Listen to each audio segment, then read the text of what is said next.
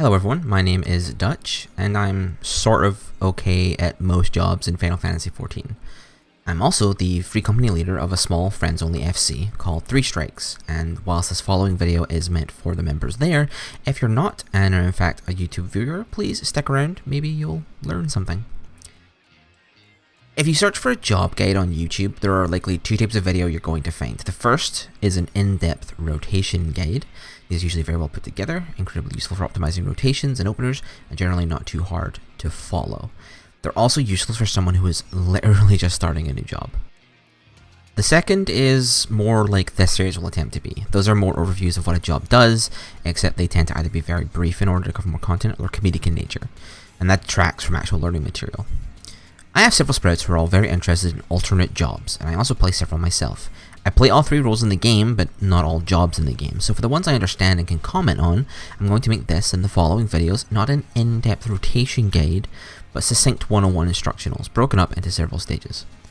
First, we're going to cover what the job's role is, where it starts, its position in the hierarchy, and second, we'll examine very briefly what leveling that job is going to be like, before its job gimmick or resource, etc. comes into play. And finally, we'll cover what that job is supposed to be doing. I'll note combos sometimes, but I won't always go into detail, simply explaining when necessary how many there are, and hoping that this introduction to the job will mean you can then go on to watch more in-depth, well-edited, more complete guides about rotations, openers, and optimization. Our first job is Ninja. Little backstory, until the release of 5.0 and Shadowbringers, I played solely Ninja for close to 5 years. From the February of 2016 when I started to the summer of 2019 when Shadowbringers released, I only played MSQ in all my duties on Ninja. Whilst I'd leveled some other DPS jobs in that time, namely the Stormblood jobs, I was strictly a Ninja main for most of my time playing 14 so far. Which is to say, I am both very comfortable with it, but also 2 years out of date. I have gone on to level Ninja to 80 so that I can retire it, and thankfully the core mechanics of Ninja haven't changed very much since they were updated in 5.1, but should anyone who continued to or picked up Ninja since then notice any glaring errors, please point them out to me for correction, but to my knowledge, the goal of Ninja has not changed since its introduction in A Realm Reborn. So what is Ninja? Ninja is a melee DPS role. This places it amongst the more common DPS positions with Samurai, Dragoon, Monk, and the to-be-released Reaper and Endwalker. Being a melee DPS generally means few things. 1, your mobility is very high as you're not casting abilities, though there are minor exceptions that we'll cover when we get to those jobs. 2, you have at least 1, probably 2 positionals in combat that must be landed to accurately output the DPS your job is capable of. And 3, you're often positioned very close to the center or edges of the arena as the tank will generally hold bosses in those positions and you must be in melee range. Starting as a rogue in Limsa, Ninja Sublevel 40 is not a great experience. However, it's no much worse than the other Realm Reborn jobs at that level, but that is worth noting. Any of the vanilla jobs below 50 can be kind of a slog to play. The dungeon and trial experience until level 50 isn't great, but the elements that I think feel the worst are, like almost all melee DPS, you won't get really any AoE until later. Ninja's first AoE comes at level 38 and it is Death Blossom. And second, Rogue in particular has attacks that don't really make sense if you are unaware of what the goal of Ninja is. Namely, Trick Attack. Back in the day during Overworld content, you could at least use Hide and then a central moved attack called Sneak Attack. But now, Trick Attack is a rogue action that is only usable by ninjas, and even then, only at level 45. You will spend close to 30 levels with Trick Attack and be unable to use it. That is all worth noting, because it can leave you a little disappointed, as Ninja is branded as a high APM job with a very specific role, and you learn none of that playing rogue. However, once you become a ninja, things improve. When hitting level 30 and becoming a ninja for the first time, you will gain access to mudras. These special hand signs are global cooldown abilities that when cast in specific orders cause the ninjutsu ability to become a specific jutsu that you then cast. You unlock them slowly, but by level 50 will have 3 mudra hand signs, allowing for a total of 7 jutsu you can cast, and 1 extra to mark a failed mudra weave. As this is when Ninja truly comes into its own, we will cover mudras very briefly. With 3 mudra hand signs, you are able to cast, in sort of this order, Fuma Shuriken, a single target physical attack, Katon, an AoE fire attack, Raiton, a single target lightning attack, Hyoton, a single target ace attack that banes, and Doton, an AoE damage over time effect. You also get access to Huton, a personal buff and the most important jutsu you have, and finally Suiton, a single target water attack and the second most important jutsu in your kit. You also gain access to an ability called Kasatsu, which whilst not a mudra hand sign, is an ability that allows the use of a jutsu without consuming mudra charges. At later levels, it also upgrades 2 jutsu into stronger versions of themselves. A note on that, until level 76, do not cast Hyoton, the Ice Mudra. You have better single target jutsu abilities and the bind effect is worthless.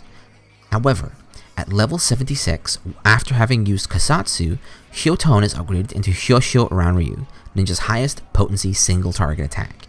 So, memorize all of your mudra hand sign combinations so that you know what ninjutsu you will cast. But you won't be casting Hyoton until level 76. Just a quirk of the job that, has sort of panned out as things have changed, potencies have differed, and rotations and openers have improved. So what is the goal of Ninja? It's very simple, and it comes in 2 steps. First, Hyoton, your personal buff, must be kept up at all times.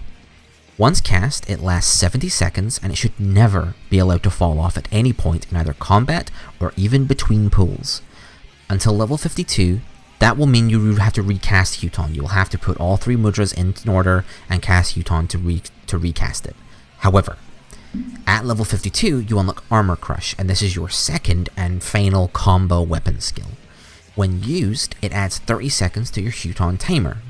This is also possible with your follow-up to Death Blossom, Hake Mujin Satsu, which increases the timer on Hyoton by 10 seconds. So, any boss fight, you will use Armor Crush from the flank, as that is its flanking bonus, to increase their Hyoton by 30 seconds, and when dungeon pulling, you will be using Death Blossom into Hake Mujin Satsu to increase it by 10. With Hyoton up, all weapon skills and auto attack delays increase. You will hit more and you will hit faster. You must never allow Hyoton to turn off. Second, and Ninja's biggest goal in raid combat is this. If you cast the jutsu Suiton, it will allow for the use of hide actions in combat. This allows you to finally use Trick Attack on an enemy.